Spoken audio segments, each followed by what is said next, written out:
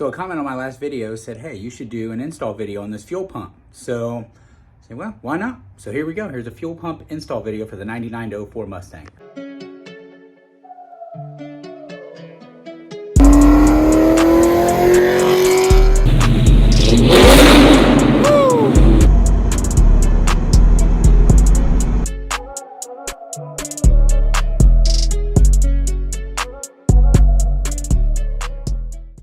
All right, so what we're gonna do is, anybody can do this. We're doing it in my one car garage, like I do everything else that I do here. But also, we're just gonna use a jack, some jack stands, and go that route with it. And I'm gonna show you guys how I do it. Now, my first thing is, the day before, I will go through and soak the fuel tank strap bolts. This car, you know, being, well, 23 years old now, these bolts are gonna be a little stuck. And I personally, since I've had the car for 4 years, have not done a fuel pump in it. So first thing I'm doing, soaking them down. And once again, I did that the day before. I did this yesterday in preparation for today. Next thing is, always check and see if you have fuel pressure, and if you do, bleed it off. This has been sitting for a while. I haven't started it, so I don't have much of any fuel pressure left in the rail. Also, I disconnected the battery already. Also, something to point out, this port right here, not all of these cars have this because it's a returnless system. So this right here is just a wonderful thing for the nitrous guys. They love this because they can get their fuel feed source from here instead of having to get an adapter. And that's what I'm talking about. Usually they put a spacer right in here with a 1/8 MPT fitting in there so they can get a fuel source to run nitrous there. But we're not gonna be playing with nitrous on this car, but it is nice having that fitting. Now, the next thing I do, obviously, is you got to be safe, guys. I go ahead and chalk the front wheels, get my jacks in there, get my jack stand, and then what I'll do is I'll get a block of wood underneath the fuel tank and just barely put some pressure there so it holds the fuel tank in place, and then I'll break the 3 bolts loose on the fuel tank straps to go ahead and let that come down. But also I'll check in to see if the actual fuel filter, the lines are gonna stop it from coming down, because if so, then I'll go ahead and just swap the fuel filter out first. Now, in this particular car, which I believe all Mustangs are the same, you have 2 bolts on the fuel tank strap on this side, and you have 1 on this side. Now, the 1 on this side, there's a hinge on this back side here, but on this side, the 1 bolt is underneath and towards the front of the car. Also, there is an 8mm bolt right here. Well, most of these cars have it because if somebody's not touched it and messed with it, it'll be there. And then right there is going to be on the fuel filler nozzle, and that's where you'll replace that seal. Right there, you can kind of see it right there in the tank where that filler nozzle goes into the actual gas tank. So you're going to take this loose so that way that filler nozzle can slide out of there. We're going to be replacing that gasket in there.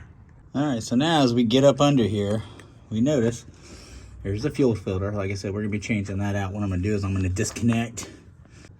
Yeah, I'm just gonna disconnect this side right here because that's the side that leads to the fuel tank. Looks like somebody's already been down here because that's an aftermarket hose clamp for that. So, yep, we're gonna be changing all that out. But we're gonna go ahead and probably just change the fuel filter out first and leave this side over here loose. So when I drop the tank, it'll come down. Also, as mentioned, you're gonna need a quick disconnect tool for the fuel lines if you haven't picked up one of those. So make sure you do a tool list rundown first. So here are my quick disconnect tools. I've had these things forever. They've been super trusty for me. Also, if you haven't had one or you don't have one of these, 4 headlights is absolutely amazing. A little center there. Who cares? As long as it does the job. But yeah, this thing, sweet. Don't have to worry about yelling at your kids like, hey, hold my flashlight, blah, blah, blah. No, you ain't gotta worry about it. I got it myself. Also, one other very important thing is going to be, well, there's Tom the turkey, safety glasses. You don't want this stuff getting in your eyes and sending you to the ER, and then this being a very expensive, costly trip. So these guys right here, cheap insurance to keep your vision and to keep you safe and your doctor bills down. So we got that nasty fuel filter out of there. I don't even know who makes this thing, but whatever, it doesn't matter, it's changed out. When you remove this fuel filter, one thing also to take note on is there are rubber seals that go on here on the quick disconnects on the car. make sure that the rubber seals, the rubber O-rings, don't come off with the old fuel filter, because when you go put it on the new one, it's going to leak like a sieve and you're not going to have a clue why. And here's that Motorcraft filter installed. As you can see, pretty nasty, but I left somebody's, custom clamp there because it seemed to be doing okay. I don't see it going anywhere or hurting anything. So like I said, I got this side connected back up. This side that leads to the tank I left loose. I also made sure inside that fitting that the O-ring was still in there, so we're still good there. By the way, there is a flow direction on that fuel filter. Make sure you put it in the correct way, because I've heard some horror stories. People have actually done it backwards. It should go back in the way it came out, but like I said, every filter is made differently. Make sure you will follow that arrow flow direction. Strong note to the wise also, I would not recommend smoking anywhere near these things when you're going through this, because this it stinks so bad. But what are you gonna do, man? But yeah, please keep it away from any heat source or any flame. Now that we got that end of it done, now we can go through here and start dropping the tank. I checked the bolts that I hit with some PV Blaster yesterday. They're actually all freed up very nicely, so we're gonna be good to go. I don't have to worry about any broken bolts. That's my biggest concern, is what happens if you break a bolt when you drop the tank and the fuel tank strap, because then it's pretty much like, all right, what do you do? Like, do you drill a hole through the trunk all the way down to there and put a new bolt in, or do you get a stud kit? Like, how do you fix that? Especially on your heavily rusted cars. We're in Ohio, 23-year-old car. I was really worried about it. All right, well, let's get this thing off, and now let's go ahead and start dropping this tank and getting this fuel pump itself swapped out, and that filler neck seal. Also, one thing I forgot, you might want to look into some really thick nitrile gloves, something like that. If you do, your wife or your girlfriend, if you have one, they'll probably thank you very much. So I avoided that stuff. I mixed it up and didn't use it first, and there are consequences to it there, boys and girls. So not only is my skin very dry, but my wife is not very happy, and I don't blame her because it's super stinky. And truthfully, at the end of the day, happy wife, happy life. So she supports me in everything I do here. The last thing I want to do is make her mad. We don't want to do that, do we, fellas? All right, so we got the fuel tank strap bolts out. Now what I did have to do is they started to come out really tough. So what I did is I threaded them out as much as I could without too much tension or stress on the bolt itself. And what I did is I hit it with PB, threaded it back in, let it sit for a second, unbolted it, hit with PB, and just worked it back and forth till it freed everything up rust-wise and everything, and any corrosion or whatever.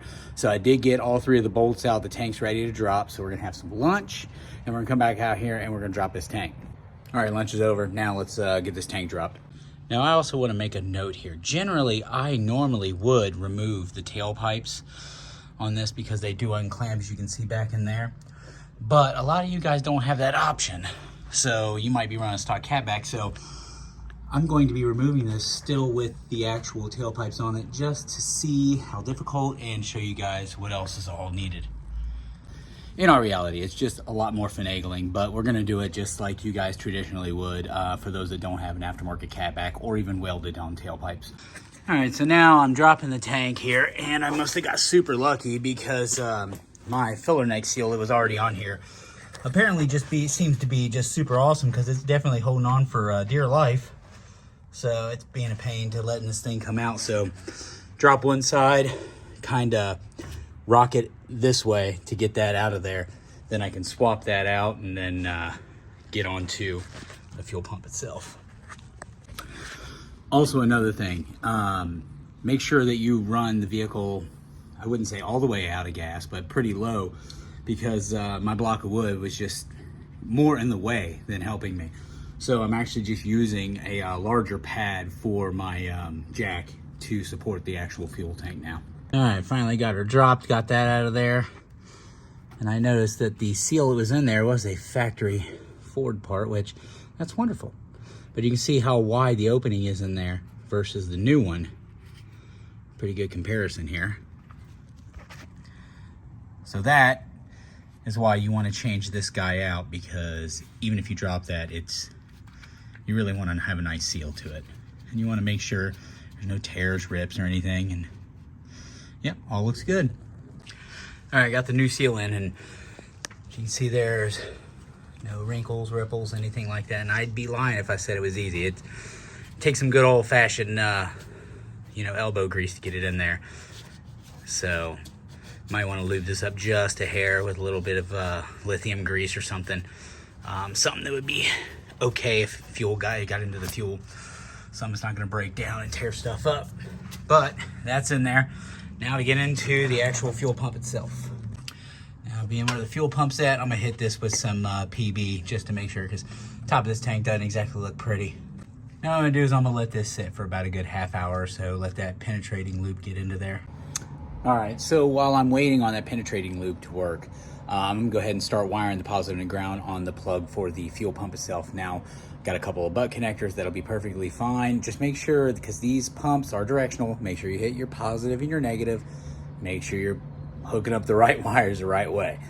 Also, I can't stress this enough, and I can't. And please, don't use heat shrink tubing on stuff like this. I don't want to hear about any of my subscribers going like, hey, check this out. Boom. Not a good idea. Just please don't do it. Just your basic butt connectors crimped will work. All right, so got my butt connectors on there. Got it all plugged in. Everything's set up. Yeah, right. And another thing real quick, guys, I know that this thing is like super dirty, rusty, and just nasty looking under here. Probably wouldn't have been a bad idea to just replace the tank itself, but I'm gonna use it anyway. But see all this dirt and grime right in here? We're gonna take some, we're gonna blow all that out or vacuum it out before we pop this seal, because if you take this out and you drop all that dirt in the tank, guess what? Your new pump is gonna suck it up and tear it up. All right, so got my butt connectors on there, got it all plugged in. Everything's set up. Yeah, right. And another thing real quick, guys, I know that this thing is like super dirty, rusty, and just nasty looking under here. Probably wouldn't have been a bad idea to just replace the tank itself, but I'm gonna use it anyway. But see all this dirt and grime right in here? We're gonna take some, we're gonna blow all that out or vacuum it out before we pop this seal, because if you take this out and you drop all that dirt in the tank, guess what? Your new pump is gonna suck it up and tear it up. All right, much to my surprise, it looked like somebody had torn into it because it had a Napa fuel filter and a Napa fuel pump. So what we're gonna do is we're gonna take these screws out, take the actual pump cartridge itself out, and just replace the pump itself in this cartridge, because this does have the fuel level sender and everything built into it. So we don't wanna mess with any of that stuff, because that does still work. So we're gonna replace the screen with the one that came with the pump, and we're gonna change out the pump itself. All right, so what I do is I got this all tore apart. I got the 3 bolts out of here. Obviously, they had to be metric, why not? Unplug this for the fuel level sender. Do not damage this lever. Make sure that you keep this in good working order. I'm going to snip this zip tie right here so I can actually break that free from the system. But also I can get the pump itself out. Now here are your red and black wires I was talking about, and I looked even on the pump. Black is negative, red is positive. So we're gonna snip those wires here shortly, but we're gonna get this pump out. As you can see, it's got its own little filter sock on the inside there as well. So let's get that fella out. Okay, so now we're gonna do that, get this all disconnected and move along. Okay, so now something we're gonna notice here is this fuel pump here has 2 inlets. One has another filter sock here, and as well as on the pump. And you'll hear about this on quite a bit of the forums and stuff, where people have had to modify the sump area. So what we're gonna do is we're gonna go ahead and put this pump in there as this. We're gonna wire it up properly. We're gonna delete this line altogether. We're just gonna cut that off. All right, so now we've got our wires swapped. Checked our connections, very good and tight. Got the hose pulled off, got a new hose clamp on there, so that's on. Got our sock on there. All right, so now we've got the pumps changed out, that's good. We got this all cleaned out, inside and out of there. So now we're just going to reinstall it the same exact way we took it apart. All right, and that's what it should look like when it's all back together. Pump is installed, everything's zip tied back the way it was, everything's reconnected. Now drop it back in the tank. All right, so now we got the pump back in, everything's reinstalled, and the 6 bolts are 8 millimeters.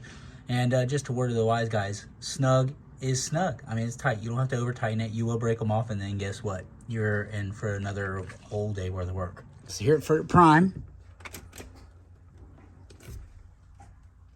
think that might have been it. Oh, I heard it that time. All right, now let's fire it up. Hey!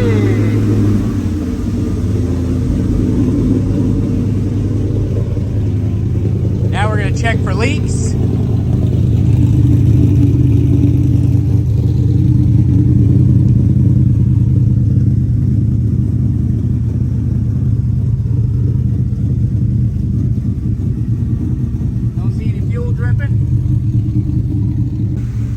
Air fuel ratio and everything is good, so it doesn't seem like there's any starvation right at directly at the pump.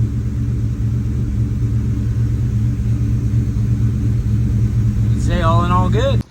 All right, so now that covers the install of the Deatschwerks Dw300 kit for the 9904 Mustangs. So you guys don't forget to like and subscribe for plenty more tech, because we got a lot more coming as well.